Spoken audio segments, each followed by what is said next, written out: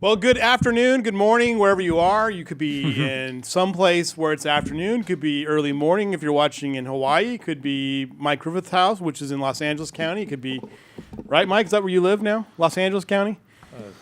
South Bakersfield. That's Mike Griffith. He's my co-host. I'm Louis Amestoy, the host of the Bako Motorsports Power Hour. Also, Stephen Blakesley here joining us today from Kern County Raceway Park. Bakersfield Speedway and Auto Club Famoso Raceway. I think Blake Bowser's in Vegas. Is that right? He's in Vegas at the SEMA show. And he'll get to see the big announcement we were just talking about off air.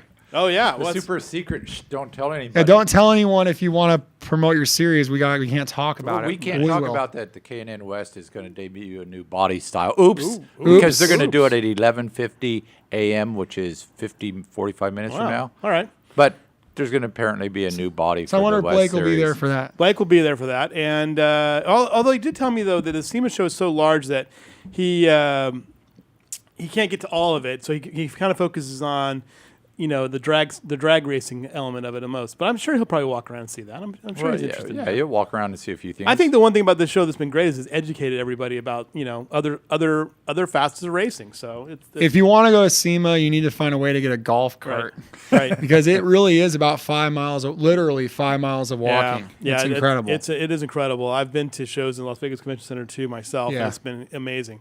All right, well, we got a lot to get to today, believe it or not, because we just had an amazing weekend of racing. What time did that thing get over at? Like 3 o'clock in the morning? No. But it was it was a 2-day spectacular because we went into the morning at 12:20. I think was the checker flag on the SRLS 2 fall shootout. So that was incredible. And then we got some moments we're going to talk about because this is our final show of the 2014 season. This is show number. By the way, this show is brought to you by A Sign Factory, Budweiser, and the Bakersfield Californian, which we've been covering racing since Mike Griffith's been alive. So the whole time, and probably before then. Since before then. Show number 32, and again, follow us on Facebook and the Bako Motorsports Power Hour. We almost have 500 fans on there now. I'm waiting. Come on. I'm getting there. We're Almost. getting Come on. there. We got almost 11,000. We got to push know. this thing. All right. Let's talk a little NASCAR. So it's weird. Like I kept looking at this picture here. Chris, come back to me for a second. Is that Gordon right there? No. That's not Gordon, right? Who is that? Somebody with a really cool haircut. It looks like Tom Cruise almost, It's just weird. But Mayhem in Texas after that. Yeah, Days of Thunder, right. Yeah. Brad Keselowski, shockingly, is involved in the middle of another fracas. Blakesley, what happened here? Well, here's the thing. I love that we have a guy from California fighting a guy from Michigan, and Colin Cowherd on ESPN Radio wants to go on a half-hour monologue about what this says about Southern culture. I mean, these guys couldn't be further. In fact, most of the fans from the South hate these guys. Yeah. And this is the only way they're even getting fans is by beating each other up because otherwise they're all in on Dale Jr. He's the only Southern guy left in this thing. But anyway, and the other thing is, they liken this to hockey and how a lot of people now kind of look down on fighting in hockey. But guess what? This is for the win and for the championship. In hockey, when these guys fight, a lot of times it's kind of meaningless. They have old grudges. At least when these guys are fighting, it's for something, it kind of goes back to the Daytona 500, the first live one in the 70s, when Yarborough was fighting the Allisons. And that was for the win of the Daytona 500. So it's pretty rare to see a fight in NASCAR that's not over the win or something very significant. So to me, I really don't downplay it. I think it's a positive. It's just passion. What do you think of it, Mike? I think Jenna Fryer from the AP had a story we ran in today's Californian talking about it, saying that pretty much, I guess in her eyes it was pretty good, but she's worried about all the crew members getting involved and everything. I liken it to a baseball so-called brawl because they never really fight in baseball. It's basically in baseball, it's between the pitcher and the hitter. And what happens? Everybody and their dog gets involved in it. Guys run in from the frickin' bullpen. Everybody starts slapping each other and throwing fake punches, and sometimes there's real punches thrown, and ESPN plays it up. There was a baseball brawl. Well, and she's griping about crew members being involved. What's the difference? Yeah. I don't see any difference. The crew members are emotional as the shortstop, as the outfield, as the guy sitting on the bench that runs out in a baseball brawl. But the thing is, it would be better if it was handled like hockey, and the two guys who are mad at each other just stand square to square. If they want to throw punches, throw punches. I don't care. It's a complete melee there. You got someone with a nicely manicured hand there on the right-hand side. You got the ESPN Microphone going in there, cameras in there. I mean, it was made for TV moment. Well, that's for sure. and as NASCAR brought this on Right. with the chase. You want to win, you got to win. Keselowski's in a position. He saw a hole. He has to go for the win. He went for it. So be it. I really, Gordon's mad. That's fine. And then I Harvick guarantee you, jumped into it too. Well, Harvick instigated it and got everybody going. And, I'll tell you, my favorite thing about this whole thing is it forced all the media to try to figure out how to say Keselowski. And poor Scott Pelley on CBS Evening News, I mean, flat out just couldn't say it. He just got all screwed up. I mean, he was stuttering. And they were talking about, one of the best broadcasters there is. Yeah. That's the one I watch, and he could not, So it forced some folks to talk about Keselowski, which is kind of cool. But and the thing is, who won? Right. Does anybody care that Jimmy Johnson won? I mean, he's in victory circle. Everybody in the world's down in the pits. Yeah, right. It's kind of funny. It's kind of a mess. Jimmy Johnson did win the race, and Harvick finished second, but it didn't really help him that much, I guess, in the overall points. Actually, yeah, some guys who were up front finished far down, and I think he's only 6-8 points out, and that's 8 positions on the racetrack. So basically, Phoenix at noon on Sunday, must-see TV. And that's a good look at the crowd, because the other big drama was the fact this race was on the same day, about the same time as F1 at Austin. Right, F1. That's right, F1 in Austin. And F1 at Austin was standing room only just about. They had well over 100,000 people and packed on the hills and phenomenal crowd.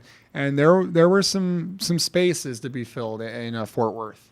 Here's what Kevin Harvick said. You just try to do all you can do. I'm proud of all the guys on our Budweiser team. We fought all day and put ourselves in position to win. A lot happened at the end of this race, and we were able to put ourselves back in the hunt for the championship. Yep. And but he's still there. He's still 8th, but it's like it's minuscule points now. Jeff Gordon took a big hit, and that's why he was so upset. He was going for a potential win to finishing 23rd, 24th, 28th, whatever. Cost him a ton of points. Now I think Kansas is probably 1 or 2 points behind him. Edwards is just a couple points back, and then Brad and Kevin 6-7 points back.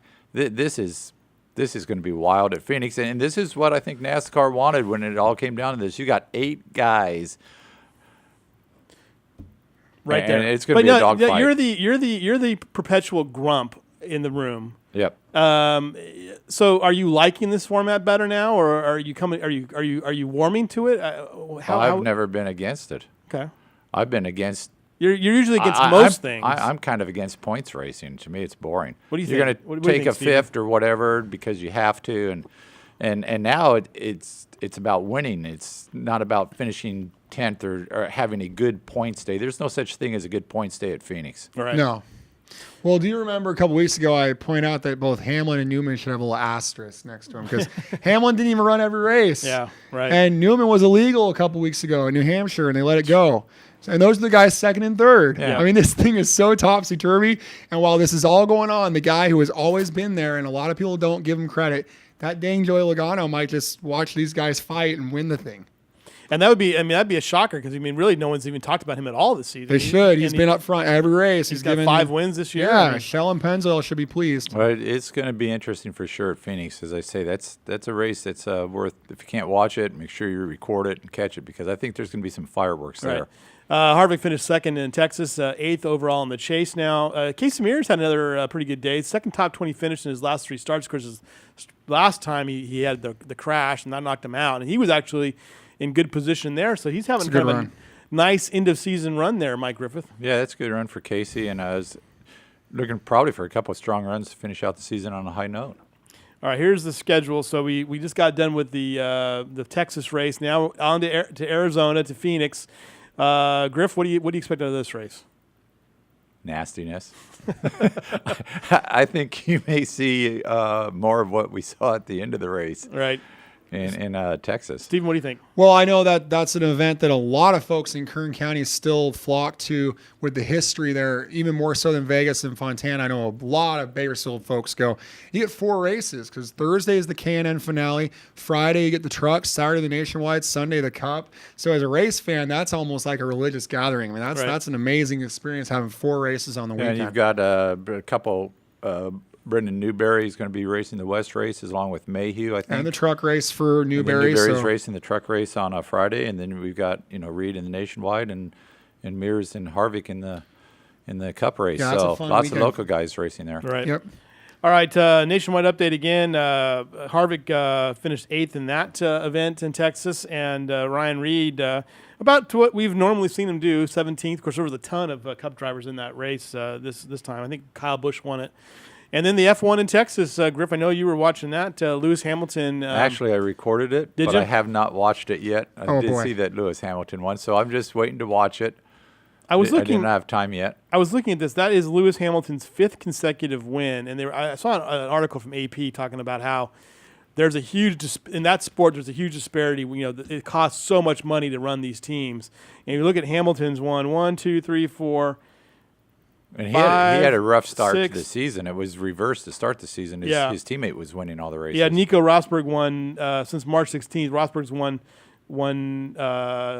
Well, basically the two guys have won all of the races except for Daniel Ricciardo. There's only 3 guys have won races this season. Well, that's Formula One. Yeah. I mean, you get a dominant team. But what was interesting, and I did watch some of the practice the day before qualifying, and they were talking about the smaller teams, talking about a boycott. So there's all kinds of. It's not smooth sailing in F1 right now. Right. Well, the two things that stood out is, number one, a lot of people say these cars are too slow now. They were still going almost at 210 miles an hour on that 3/4 mile backstretch. Wow. That's no joke. And second of all, they talk about the depth of the series and how it's kind of gone away.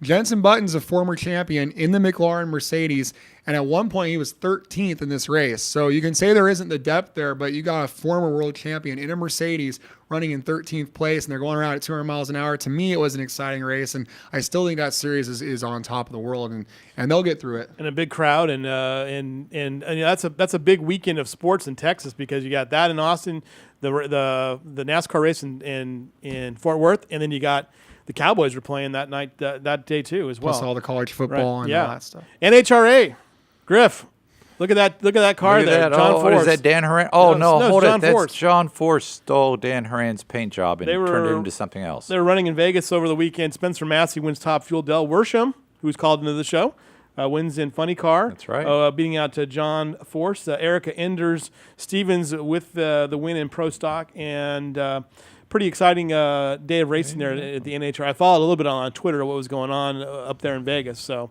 That's coming down to Pomona with Force, I think 21 points behind the farmer Matt Hagan. right. Remember 2 weeks ago, me and Blake pointed out that the hot rumor was that John Force Racing had peak oil all Right. signed up, Yeah. and they do. They do. Oh, and geez, was big announced. surprise there. yeah. Well, but still, people had been discounting that, and what I noticed is he's going to still run the Ford body with no Ford stickers. It's just got the headlights. It does not have a Ford. Doesn't say Mustang.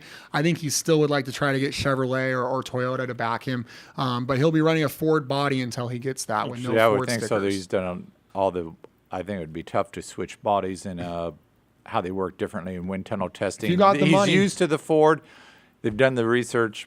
We'll not see. changing bodies. We'll see. We'll see. But if he gets the money, he'll change. Yeah, that's right. All right, we're going to take a quick break. We'll be right back with more here. We got a lot to get to. We got lots of results from the fall shootout and video and pictures and all the thing. And then Griff and I later on will talk about our top moments from the 32 episodes of basically the whole motorsports season. So we'll talk about that here when we get back from the break. We'll be right back after these messages.